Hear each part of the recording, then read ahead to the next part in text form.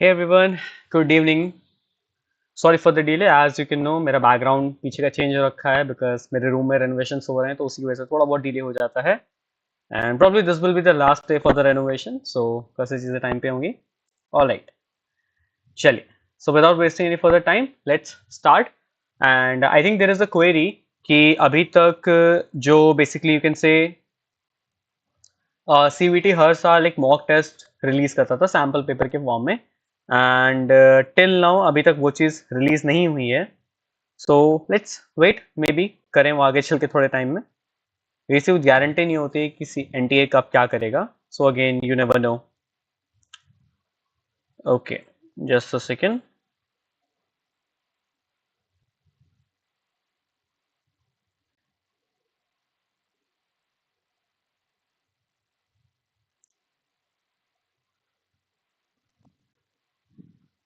Okay I think there is some glitch मुझे आप लोग के लाइव चैट नहीं दिख रहे हैं just a second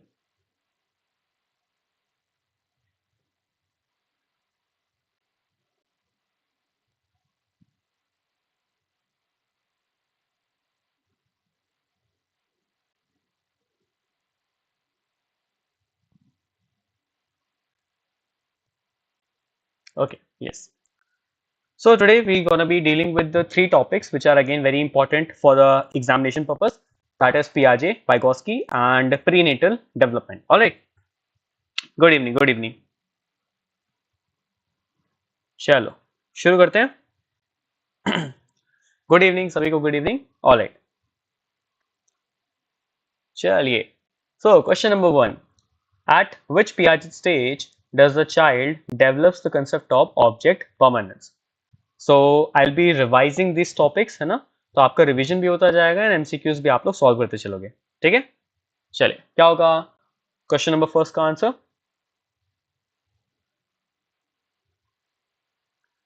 so object permanence किस में डेवलप हो जाता है answer is sensory motor stage अब देखो एक प्रॉब्लम होती है इस तरह के क्वेश्चन को आंसर करने के लिए very good see confusion is sir in some books it is written कि सेंसरी मोटर स्टेज में child does not develop object permanence फिर कहीं कहीं पे it is written that object permanence is achieved in the sensory motor stage so in दो sentences में discrepancy क्यों है right so what is the basic meaning of these two sentences see object permanence will be developed bye the end of sensory motor stage ये simple सा concept होता है इसका ठीक है understand I'm repeating object permanence will not be developed in this stage as such it will be developed by the end of this stage तो starting में object permanence नहीं होगा object permanence means that the child knows if a object is not in front of his eye या eyesight then also it will be like staying there है ना इसके पहले क्या चलता है out of sight is equals to out of mind but यहाँ पे बच्चा ये सीख जाता है कि objects are permanent in nature just because वो हमारे सामने नहीं है इसका मतलब ये नहीं है कि वो एग्जिस्ट करना बंद कर देते हैं क्लियर ओके जैसे एनिमिज्म है right symbolic play so symbolic play is present और you can say in a very simple language symbolic play और animism is present in the pre operational stage लेकिन ये चीज by the end of pre operational stage achieve हो जाती है develop अच्छे से हो जाती है ठीक है तो एंड ऑफ द स्टेज का लॉजिक आपको ध्यान रखना है यहाँ पे alright then according to Vygotsky private speech is most prominent during which stage private stage जो प्राइवेट स्पीच होती है आपकी वो सबसे ज्यादा प्रोमिनेंट कौन सी स्टेज पे होगी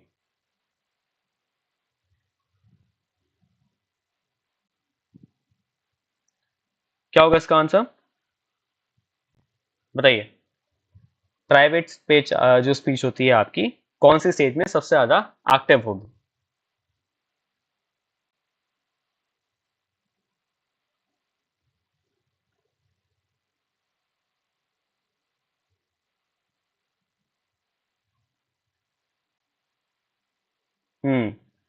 correct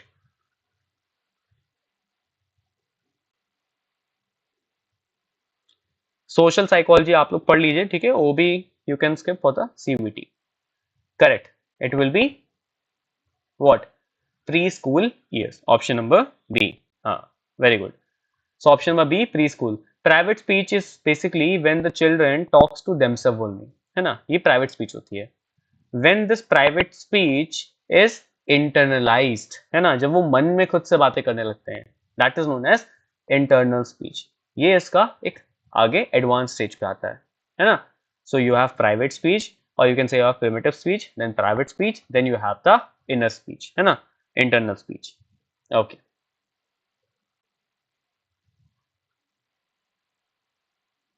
Then, which Piaget process involves modifying existing schemas to incorporate new information? These types of information or question are very important. बहुत इंपॉर्टेंट होते हैं इस तरह के क्वेश्चंस. बताइए कौन सा स्टेज में या कौन सा वो प्रोसेस है जिसमें एग्जिस्टिंग इंफॉर्मेशन को हम लोग थोड़ा बहुत मॉडिफाई करते हैं सो दैट हम किसी न्यू इंफॉर्मेशन को ऐड ऑन कर सकें.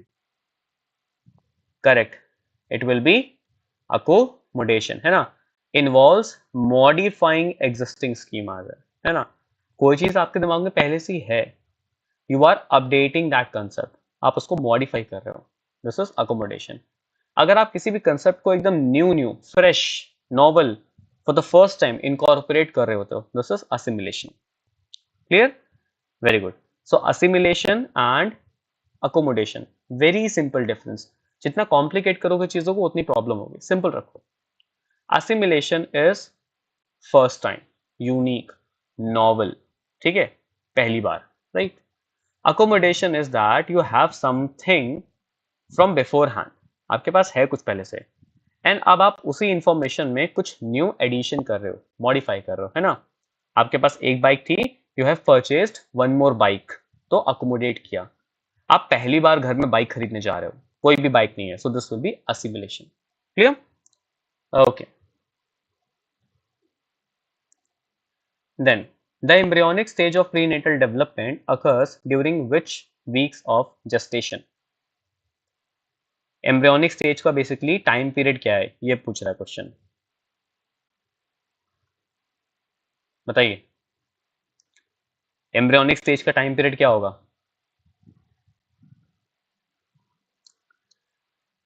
And your marathon will be on 25, है ना, 25 मार्च को आपकी मैराथन होगी. The timings will be conveyed to you very soon, ठीक है. सो 25 मार्च को you will have the 6 hour marathon. We are still planning कि वो 6 आवर एक रन में होगी या थ्री आवर्स की 2 सेशंस होंगे ऑन द सेम डे, ठीक है. Correct. Option number B, 3 to 8 weeks. Just remember, in some books it is written that 2 to 8 weeks. It is fine, है ना. 3 to 8 weeks, roughly 6-7 weeks का period होता है, ठीक है. 5 to 7 weeks का period होता है. 0 to 2 weeks is basically your first stage, which is germinal stage. Then you have embryonic stage. Then you have fetal stage. Clear? It is option number A. अगर germinal stage पूछता तो option number A. Clear?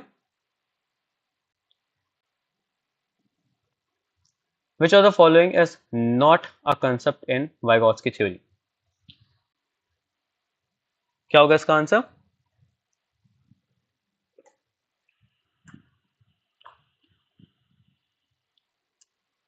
कौन सा इसमें से वाइगॉट्स्की का theory नहीं है.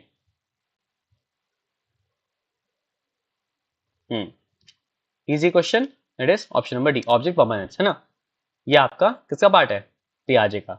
जीपीडी, स्कैफोल्डिंग, ईगोसेंट्रिक स्पीच, ये सब हमारे अभी क्वेश्चंस में आएंगे, वहां से रिवाइज करेंगे हम लोग, ठीक है. अभी इनके क्वेश्चंस आपको सॉल्व करने हैं. Then in Piaget's theory decentration allows a child to overcome which limitation? बहुत कंफ्यूजन होती है ना. There are two terms actually, conservation and centration. दोनों ही किस में प्रेजेंट होते हैं, कॉन्क्रीट ऑपरेशनल में, है ना. You have 4 stages. कौन कौन सी होती हैं, sensory motor, then pre operational, then concrete operational, then formal operation. तो कॉन्क्रीट ऑपरेशनल में you have conservation, you have centration. तो इन दो चीजों में बहुत प्रॉब्लम होती है. सो इसका आंसर क्या होगा, इजी क्वेश्चन है, बट द पॉइंट इज आपको ये पता होना चाहिए कि डिफरेंस क्या होता है सेंट्रेशन में एंड कंजर्वेशन में, है ना। एक बहुत ही फेमस लास्ट ईयर का क्वेश्चन था सीवीटी का, 3 माउंटेन टास्क का, है ना, कि जो 3 माउंटेन टास्क होता है उस पर क्या बेस्ड है, और उसका आंसर क्या था, सेंट्रेशन था। सी, आई होप अभी के बाद ये चीज क्लियर हो जाएगी अच्छे से।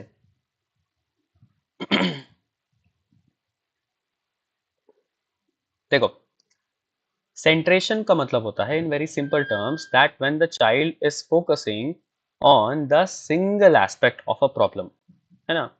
जब कभी भी कोई बच्चा किसी भी प्रॉब्लम के सबसे सिंपल एस्पेक्ट में अपने आप को फोकस करता है, that will be your what, सेंट्रेशन।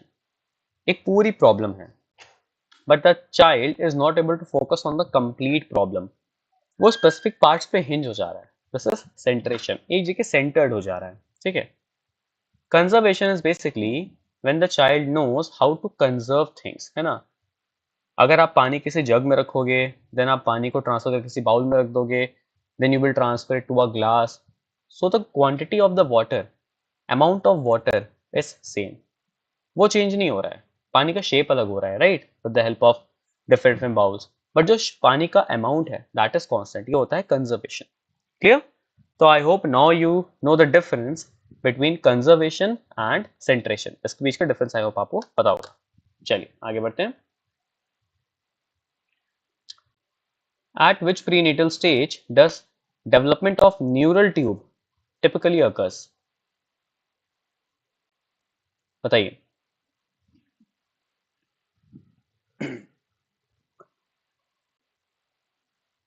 बताइए क्या होगा। लव कुछ पता आइडिया नहीं है मुझे, फिजिक्स का क्लास कब चलता है, सो सॉरी। न्यूरल ट्यूब, है ना, कब डेवलप होता है। हम्म, ऐसे तो कैसे कितने इतने याद रखोगे यार, सो मेनी ऑर्गन्स, है ना, कितना याद रखोगे। So there is a trick, 90% of the things develop in which embryonic stage, है ना। Option number B, 90% of your body organs, brain, eyes, ears, limbs, arms, neural tube, placenta, amniotic sac, है ना, सब कुछ आपका 90% आपका एम्ब्रियोनिक में ही आता है, right. So there is a tip for the exam, if they ask you a question कि ये चीज किस में डेवलप होती है and you have no idea about the term itself, है ना, तुम्हें ये नहीं पता है कि ये ऑर्गन है कि मसल है, यू आर नॉट श्योर, तो अगर आपको तुक्का ही मारना हो तो go with embryonic, there is a 90 to 95% chance कि जो भी क्वेश्चन में पूछा गया होगा that will be emerging in embryonic stage. Clear? तो ये ट्रिप है कि अभी इस तरह की कोई क्वेश्चन आए एग्जाम में एंड आपको आइडिया ही नहीं है कि पूछा क्या जा रहा है, right, you should have idea कि what is this term, then only you can guess कि कौन सी स्टेज में आता है। We like don't know what the term is, तो हम कैसे बताएंगे कौन से स्टेज में आता है।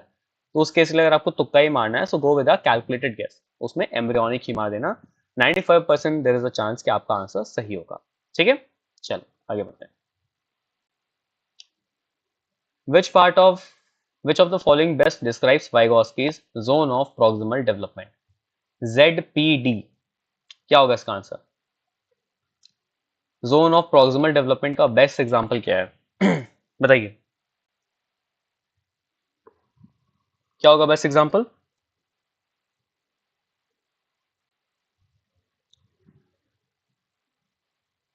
Zone of proximal development,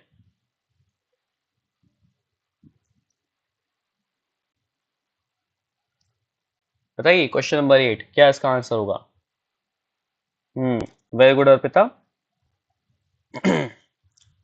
right राशि, चलो बढ़िया, अच्छा, correct, it will be what, option number C, skills a child can perform with the guidance but not independently। C, zone of proximal development एक जोन होता है ना, किस चीज का, एक डेवलपमेंट का, बट ये डेवलपमेंट किस सेंस में है, एक प्रोक्सिमिटी में, है ना। You have the meaning with the phrase itself. एक जोन होता है जो डेवलपमेंट के बारे में बात करता है which is in proximity to something, something किसके, a superior person, intelligent person, more mature person. So it is basically the gap between the learning of what you can learn with the guidance versus what you can learn alone without any guidance independently, है ना? जैसे example है तो मैं example देता हूँ कि if you have joined some coaching, है ना, किसी भी तरह की कोचिंग, कोई भी एग्जाम हो, so what you can score with the self study versus what you can score with the help of coaching, that difference in the marks will be in terms of Vygotsky will be your zone of proximal development, है ना? क्या development changes आया, कोई फायदा हुआ भी कि नहीं हुआ, दैट इज ZTD. क्लियर? चल, which Piaget concept explains why a child understands that quantity remains the same despite changes in the shape. साहिल बच्चा, एमकॉम की कट ऑफ मैं कैसे बता सकता हूँ, दिस इज साइकोलॉजी, है ना, तो ये आपको एमकॉम के मेंटोर से पूछना पड़ेगा, ठीक है?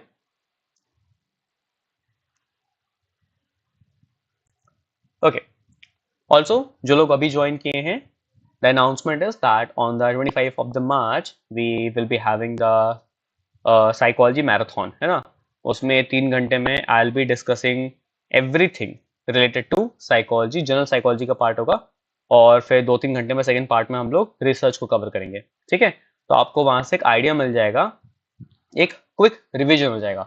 Obviously it is not possible कि 6 घंटे में हम लोग पूरा सिलेबस 3 साल का पढ़ाते, राइट? ह्यूमनली ही पॉसिबल नहीं है.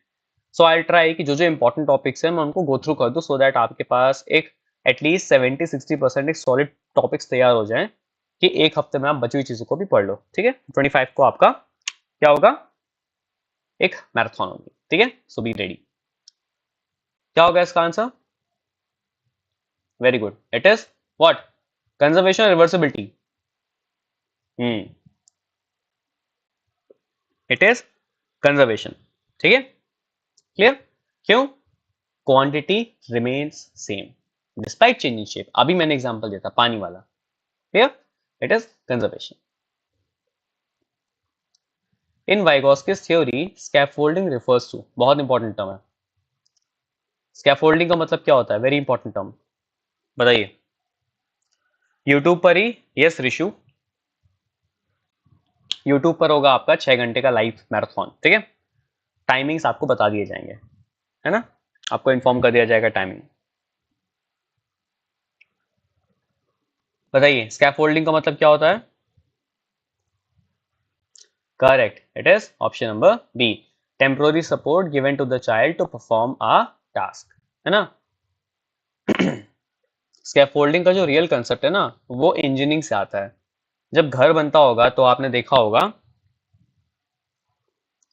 कि पिलर्स को बनाने के लिए हम कुछ वुडन फ्रेम का एक अटैच करते हैं, right? So that our pillar can be shaped properly. उन्हीं वुडन पिलर्स को हम स्कैफोल्ड्स कहते हैं, ठीक है? तो ये जो स्कैफोल्डिंग का कंसेप्ट है ये वहीं से आ रहा है आपका. Clear? So it is option number B, ठीक है? एक टेम्पररी सपोर्ट रहता है ना, कि you want to learn the cycle, तो आपका कोई भैया, दीदी, पापा, मम्मी पीछे पीछे से साइकिल पकड़ के चलते हैं, right? And when you are able to ride the cycle on the 2 wheels itself, you can balance it, तो वो धीरे धीरे सपोर्ट हटा देते हैं. This is scaffolding. Then the fetal stage, है ना, last stage of the prenatal development begins at which week? बताइए. प्रीनेटल स्टेज कौन से वीक में शुरू होती है? क्या होगा इसका answer?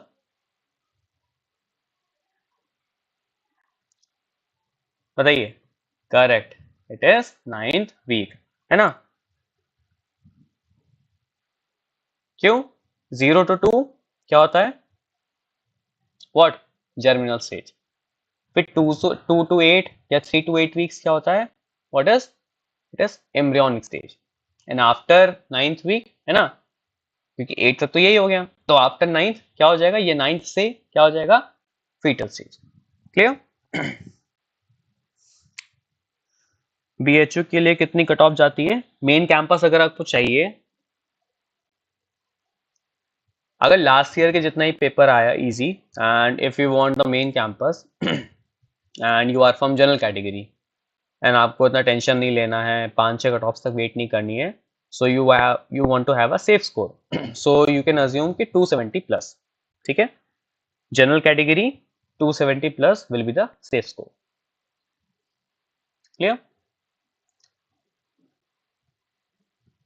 Okay. Which of the following is an example of seriation in Piaget's theory? बताइए. Seriation का मतलब क्या होता है? This is also a new concept for you people, right?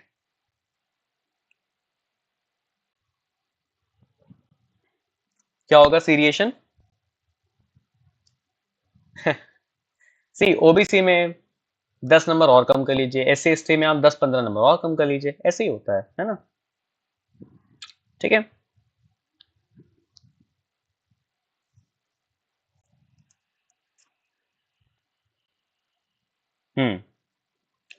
क्या होगा? Correct. Option number B. Correct, option number B है ना. सीरिएशन का मतलब होता है बेसिकली जब आप किसी भी नंबर ऑफ ऑब्जेक्ट्स को एक सीरियल ऑर्डर में लगाते हो, ठीक है, कभी भी आप सीरियल ऑर्डर में चीजों को लगाते हो उसी को सीरिएशन कहते हैं. तो this is also concept when the child can learn how to arrange things in an order, छोटे से बड़ा, बड़े से छोटा, राइट. क्लियर. रिवर्सिबिलिटी अलग होता है. रिवर्सिबिलिटी का मतलब होता है if I gave him a puzzle कि go from point A to point B, he can come back to point from point B to point A. ये रिवर्सिबिलिटी होता है, ठीक है, चीजों को रिवर्स करने की कैपेबिलिटी होती है उसके पास. ओके. देन पियाजे refer to the ability to mentally reverse actions, है ना.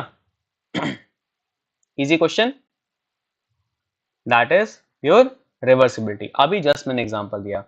If you gave him a task कि जाओ दुकान से ये सामान ले आओ, so he will go to the shop.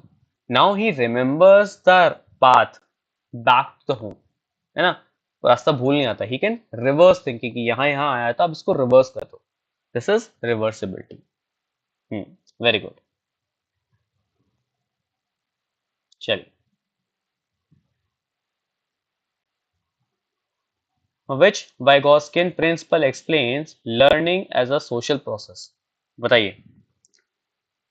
Learning as a social process क्या होगा?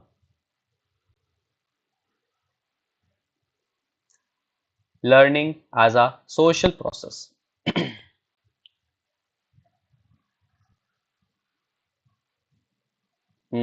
Very good, very good, very good.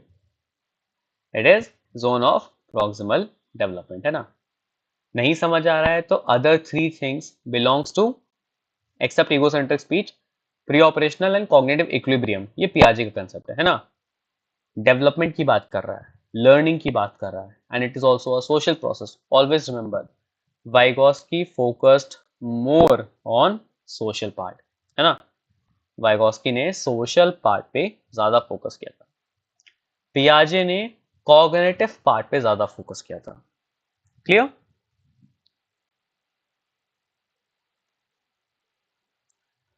Sneha Sharma, assertion reasoning. Okay. अगर आप देखो बैच के बच्चे, अगर आप बैच के स्टूडेंट हो तो मैंने बहुत पहले ही असर्शन रीजनिंग करवा दिया है क्लास में, ठीक है. एंड फॉर यू पीपल हम लोग एक दिन असर्शन रीजनिंग का भी सेशन यूट्यूब पे रखेंगे, ठीक है. डोंट वरी, आई टेल कि कैसे करते हैं उसको, ठीक है. बहुत इजी होता है, मैं अभी क्लास के बाद ही बता दूंगा, ठीक है. परेशान हो तो मैं बता दूंगा क्लास के बाद. बहुत इजी होता है, ठीक है. अभी जब ये क्लास खत्म होगी तो फिर हम बता देंगे. Okay. Which Piaget stage involves hypothetical deductive reasoning?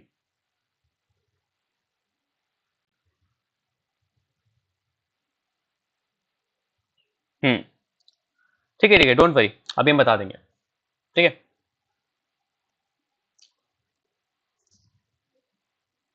Correct. It is hypothetical deductive reasoning. कहाँ पे होती है? लास्ट स्टेज होती है. फॉर्मल ऑपरेशनल क्या होता है इसका बेसिकली मतलब? A child can answer to the philosophical questions, not actual the philosophy, dilemma वाले questions, है ना. Suppose you have 100 rupees, what you will do? Suppose you become a king, what you will do? इस तरह के जो questions होते हैं hypothetical questions, है ना, उनका डिडक्ट करते करते उनकी रीजनिंग कर सकता है. Suppose you had a cow, वो इतना लीटर दूध देती है. What you will do with the milk, है ना, इस तरह के जो क्वेश्चंस होते हैं ना, यहाँ पे लास्ट स्टेज में ही कैन आंसर. ठीक है, very good. Which term describes the phenomena when a child believes inanimate objects have lifelike qualities? क्या होगा इसका आंसर?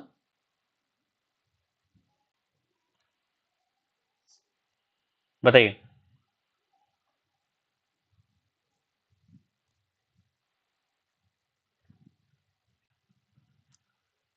क्या होगा इसका answer? Correct, it is animism, है ना. आर्टिफिशियलिज्म इज बेसिकली डिस्ट्रैक्टर, है ना, ये डिस्ट्रैक्टर है, इस पर मत ध्यान दो. Clear? It is option number B, animism. ठीक है, एनिमिज्म का मतलब ये होता है, यू हैव सीन कि छोटे बच्चे एक डॉल को as a real baby treat करते हैं, है ना, दूध पिलाएंगे, खाना खिलाएंगे, जो खाना वो खा रहे होंगे उसको भी खाना खिलाएंगे, राइट, नहलाएंगे, कपड़े पहनाएंगे, बाल करेंगे उनके, right. This is basically animism, है ना, सिंबॉलिक प्ले इसी को बोलते हैं. Clear? Which prenatal period is most vulnerable to teratogene? बताइए. टेराटोजिन क्या होता है? Any environmental factor which can harm the developing baby. ठीक है, सो टेराटोजिन से सबसे ज्यादा वनरेबल स्टेज कौन सी होगी?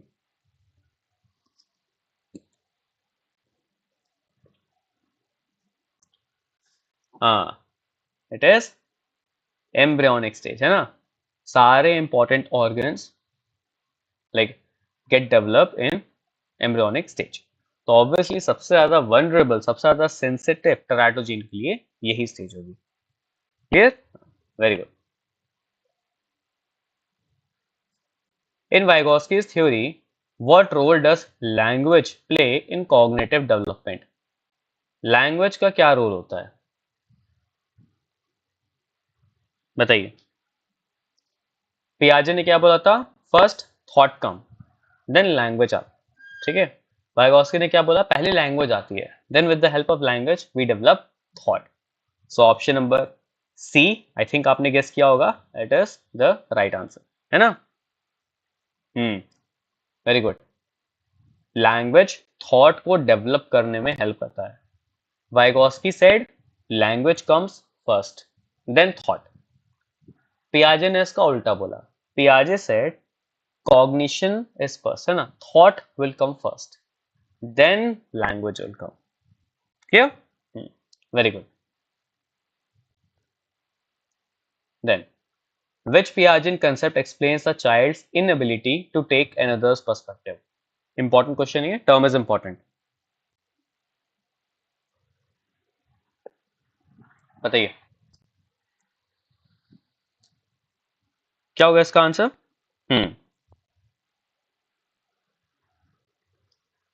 Very good, it is egocentrism, है ना. If child thinks that this thing like happens this way only, तो आप उसका पर्सपेक्टिव चेंज नहीं कर सकते. They are highly egocentric. वो सिर्फ अपने थॉट प्रोसेस पे बिलीव करते हैं. Whatever they think is right, they will not see any other person's perspective. This is egocentrism, है ना. बाकी तीनों ऑप्शंस की हमने बात ऑलरेडी कर चुकी है. चलिए, last question. At which Piaget stage can a child perform a mental operation on concrete objects but struggle with abstract concept? तो कॉन्क्रीट ऑप्शन जो होंगे उन पे काम कर लेगा बट एब्स्ट्रैक्ट थिंकिंग नहीं होगी, है ना. क्या होगा इसका answer? It will be what? Concrete operation, है ना. Option number C. ओके, चलो असर्शन रीजनिंग के ऊपर बात करते हैं, right. Assertion reasoning, as you know, last year there were like 0 question, एक भी क्वेश्चन नहीं आता असर्शन रीजनिंग से. But again assertion reasoning is something जो लोगों को एक्चुअली में काफी ज्यादा बॉदर करती है. 2 थिंग्स यू शुड रिमेंबर, है ना. अगर ये 2 चीजों पे आप ध्यान रखोगे, so there is no third way to solve assertion reasoning, and there is no one single, है ना. ये 2 ही चीज तरीके होते हैं, and these 2 steps are compulsory. First step और फर्स्ट पॉइंट, assertion reasoning के questions you can solve only and only when you know the concept thoroughly. ठीक है। तो असर्शन रीजनिंग का क्वेश्चन आप तभी सॉल्व कर सकते हो जब वो टॉपिक आपको अच्छे से पता हो, detailed. I am not talking about कि आपने बस हल्का हल्का सब पढ़ लिया, no, maybe you can solve MCQs but not AR. AR मतलब assertion reasoning. So AR solve करने के लिए आपको टॉपिक को बहुत डिटेल्ड में with the crystal clear understanding आना चाहिए, ठीक है। दिस फर्स्ट थिंग, इसको कोई ट्रिक तो नहीं है ना, यू हैव टू स्टडी, कोई ऑप्शन नहीं है। सो असर्शन रीजनिंग आप सॉल्व नहीं कर पा रहे हो, the very important reason is because आपने टॉपिक्स को डिटेल्ड में क्लियर नहीं पढ़ा है, ठीक है, फर्स्ट पॉइंट।